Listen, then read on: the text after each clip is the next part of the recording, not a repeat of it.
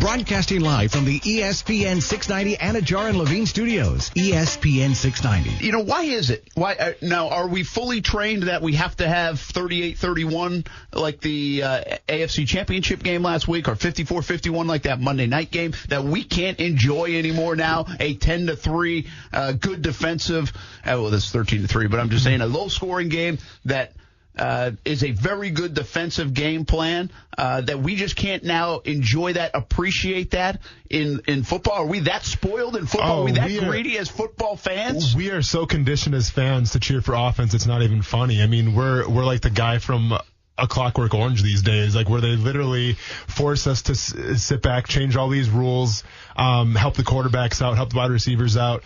And the end result's always like, like a 30, 40-point game. And then when it doesn't go that way, obviously ratings are going to be down. The entertainment value is going to be down. Like I said, I mean, I still enjoyed the game personally, playing defense and whatnot, and I respected what both teams did.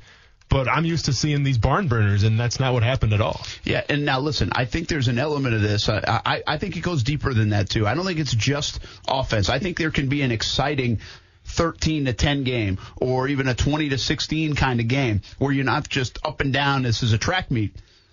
I was thinking of this on the drive back this morning. Is that the first football game we've seen in years without a replay? Good point. I didn't think about that. I mean, we did not see a replay. No. And you know what replay does? Okay, it slows down the game, everybody says. But it creates drama and controversy. They go to a commercial break, and in that commercial break at your Super Bowl party, his feet were in. No, they weren't. Yes, they were. We're debating back and forth. That builds excitement. That includes the viewer, includes the fan. And you know what?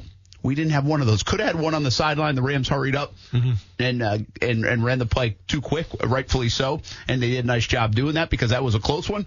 But we didn't have replay. I can't remember the last time there was a game outside of a high school football game without replay. Yeah, agreed. It was just one of those games. Like, there wasn't a lot of big plays, obviously. I mean, the ones that really stick out to me are kind of towards the end of the game when Sony Michel had a pretty nice run, and then I think Rex Burkhead had a nice run. Besides that, I mean, Cooks missed that touchdown in the end zone. Gronk had a few nice catches, but nothing like a really spectacular play. I mean, honestly, the thing that stood out to me the most was the fact that Edelman was getting so open out of the slot. That's what really stood out to me more than anything. Yeah, and we're going to dissect that because I want to ask you how they should have covered it. Did they not have the personnel to cover it? How maybe the Jags would have covered it with their talented defense and especially talented secondary? Because I do have some questions about that. When really there's only one guy that can beat you for the New England Patriots, maybe two with Gronk, depending on how well he's moving and how he feels. But you've got to take one of those guys away, and really both ended up killing the Rams at the end of the day, one throughout the game and one at the end of the game. So that part fascinates me in terms of what the Rams did. Now, Wade Phillips did a nice job because, obviously, you sign up for that right now. Every team in the NFL signs up for 13 points from the New England Patriots to say, okay, we are Super Bowl champs. Listen, Brent, if I went to you last week and said, hey, if the Rams can hold the Patriots to 13 points, do you think the Rams win? And you would obviously say yes. And I think anybody would say yes. I mean, holding Tom Brady to 13 points is no easy task. And they did that. Obviously didn't get a lot of help from the offense. I've got another reason why it was boring. Not only because you have two of the top 5 offenses in the league and you expected a track meet. Everyone I saw, I picked 34-24. See, I told you they'd win by 10. But, I pick in the 30s. A lot of people picked 35-28. My daughter picked 36-33. Everybody who's picking in the 30s, right around that over-under mark of 56. Vegas, they were even way off. Yeah. So I think our expectation is, okay, this might start slow.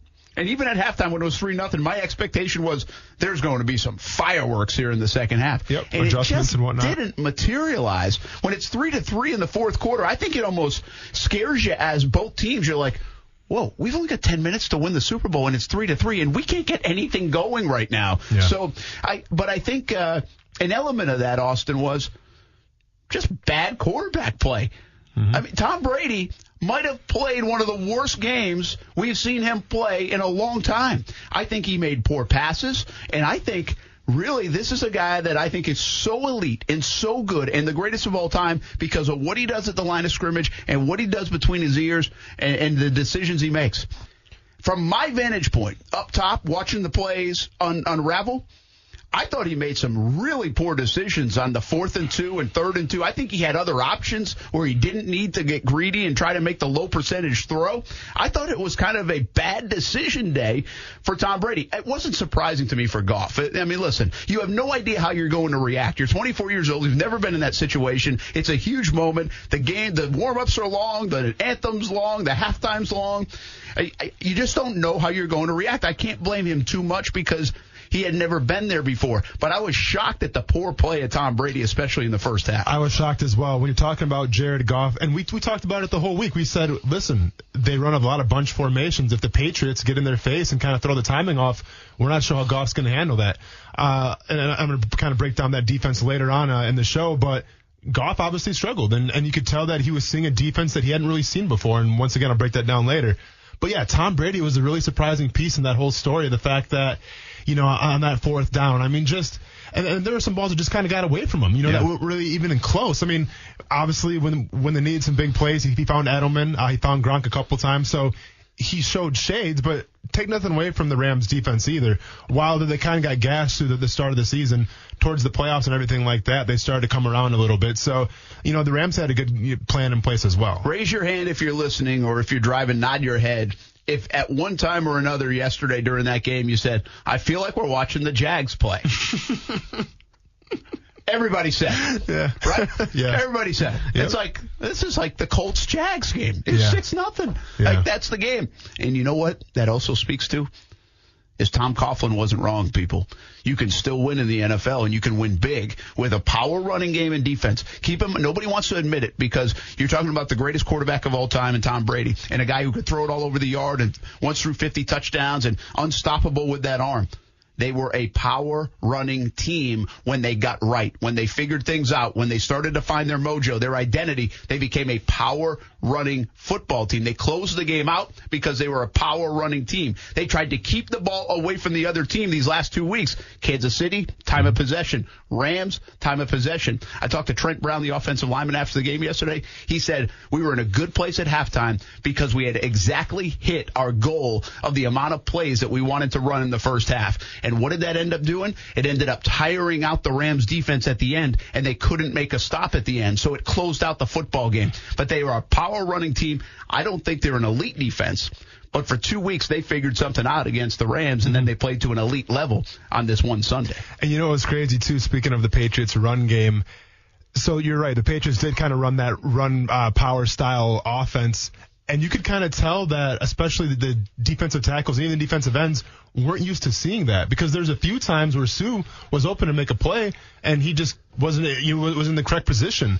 So you got to remember, like when guys are practicing and as the season goes on, they call it muscle memory, where you kind of get used to seeing all this zone all the time. You get used to getting reached. You get used to getting down block, things like that.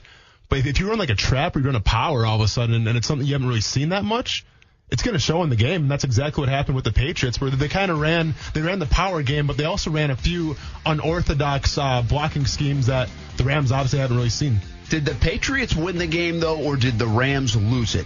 Both with their game plan and then, of course, some execution on what I think were 2 or 3 huge plays in the football game. As bad as they played, if they execute on 2 or 3 plays, they might have won the football game. So how much of this fault is on Sean McVay and really Jared Goff? I'll let you know that. We'll talk about that. Also, Tom Brady.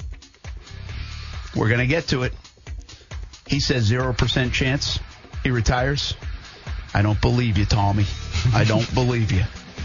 More to come on ESPN 690. You can chime in, too, 904-362-9901 all afternoon. We'll take some of your calls.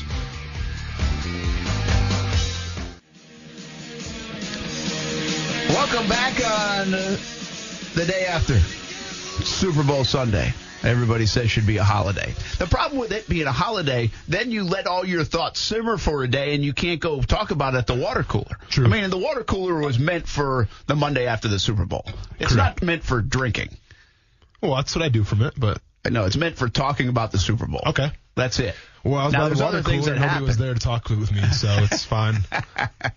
But, so that's why it can't be a national holiday. Suffer through it, everybody. Everybody gets a short night's sleep, and you have to go get it. I talked to my kids this morning. They were going to school. They were exhausted. Battle through. Speaking of battling through, is my voice a little hoarse right now? Does it sound a little uneasy? Are we okay? No, it sounds good to me. Coming through okay?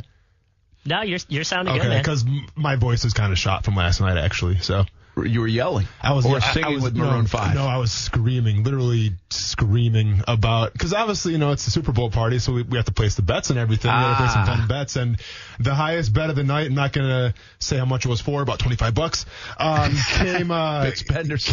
Big spenders, came from, I made the bet if Adam Levine would be wearing a V-neck shirt when he performed. And I'm not sure if you remember it because you were at the game, Brent, so you may not have noticed, but he had like this jacket on with the zipper down a little bit. So it looked like a V-neck. To me, it wasn't a V-neck.